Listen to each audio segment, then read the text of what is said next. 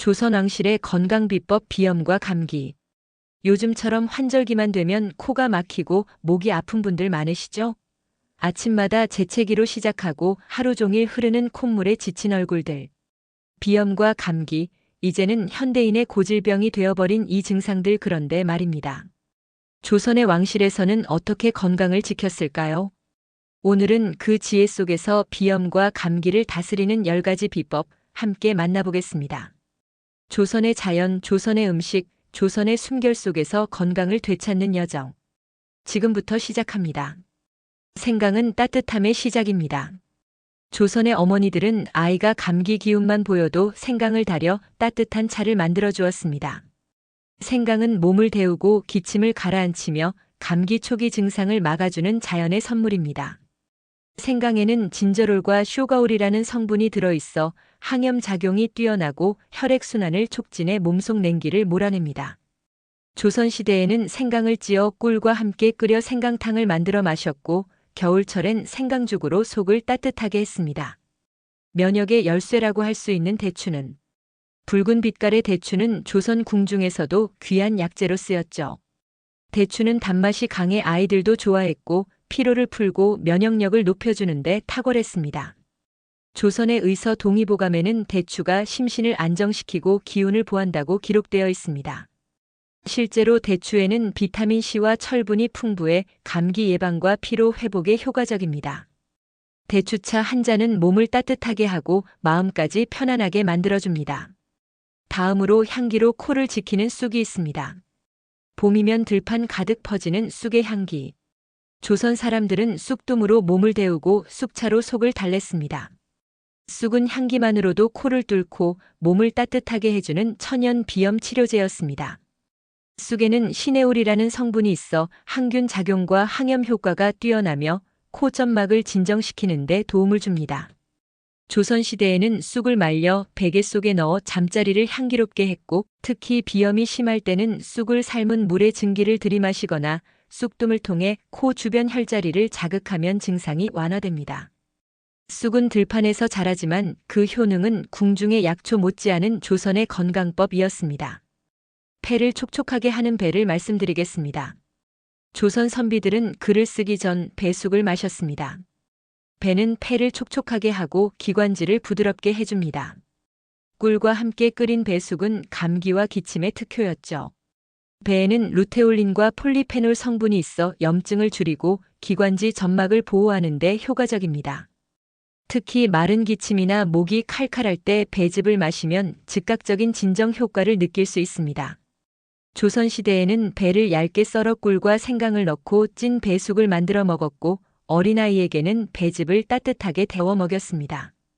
배는 단순한 과일이 아니라 폐를 적셔주는 특효약이었습니다. 조선의 항생제라 불리는 마늘을 소개합니다. 조선의 밥상엔 언제나 마늘이 있었습니다. 강력한 항균 작용으로 감기를 막고 몸속 독소를 내보내는 마늘. 장아찌로, 찜으로, 차로 마늘은 조선의 자연 항생제였습니다. 특히 감기 초기에 마늘을 꿀과 함께 달여 마시면 목이 따뜻해지고 면역력이 빠르게 회복됩니다. 조선의 농부들은 마늘을 먹고 추운 날에도 논밭을 누볐고 궁중에서는 마늘을 약초로 다뤘습니다. 환기는 기운을 북돋아 줍니다. 기운이 빠질 때 조선 사람들은 환기백숙을 먹었습니다. 환기는 면역력을 높이고 몸의 기를 북돋아주는 대표적인 약초입니다. 환기는 동의보감에서도 기운을 보하고 땀을 멈추며 허약한 몸을 튼튼하게 한다고 기록되어 있습니다.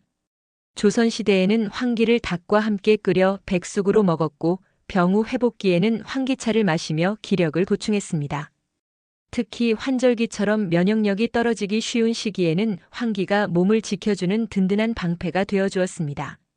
따뜻한 향의 마법인 계피는 향으로 몸을 데우고 혈액순환을 도와줍니다. 조선의 겨울, 계피차 한 잔은 감기 예방의 비법이었죠. 달콤한 향 속에 숨겨진 따뜻한 마법, 계피의 힘을 느껴보세요. 계피에는 신라말데하이드라는 성분이 있어 항염 작용과 항산화 효과가 뛰어나며 몸속 냉기를 몰아내는 데 탁월합니다. 조선시대에는 계피를 꿀과 함께 달여 차로 마시거나 떡에 넣어 향을 더했습니다. 특히 손발이 차고 몸이 으슬으슬할 때 계피차를 마시면 금세 몸이 따뜻해지고 감기 증상이 완화됩니다.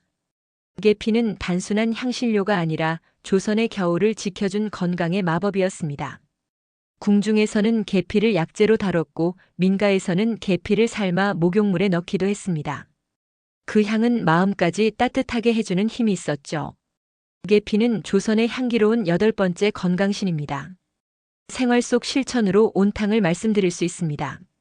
온탕욕과 숨쉬기는 따뜻한 물을 마시고 복식 호흡을 하며 명상하는 조선 선비들. 그들은 몸과 마음을 함께 다스렸습니다. 뜨거운 물 한 잔, 깊은 숨 한 번 건강은 그렇게 시작됩니다. 조선시대에는 아침에 일어나 따뜻한 물을 마시는 습관이 있었고, 이는 속을 데우고 장을 자극해 면역력을 높이는 효과가 있었습니다. 또한 선비들은 글을 쓰기 전 깊은 숨을 들이마시며 마음을 가다듬었습니다. 복식 호흡은 폐를 단련하고 스트레스를 줄이며 비염 증상을 완화하는 데도 도움을 줍니다. 온탕신은 단순한 물이 아니라 몸을 데우는 생활의 지혜였고 마음을 다스리는 건강의 기술이었습니다. 조선의 선비들은 자연과 함께 호흡하며 몸과 마음을 하나로 연결했습니다. 조선의 지혜, 오늘의 건강법을 알아보았습니다. 아침에 생강차 한 잔, 점심엔 대추와 함께한 백숙, 저녁엔 계피차로 하루를 마무리하며 따뜻한 물을 마시고 깊은 숨을 쉬는 습관. 그렇게 조선의 지혜는 오늘 우리의 건강으로 이어집니다. 당신의 건강, 조선의 지혜로 지켜보세요. 그리고 이 영상이 마음에 드셨다면 좋아요와 구독으로 함께 건강한 삶을 이어가시길 바랍니다. 오늘도 건강하세요. 감사합니다.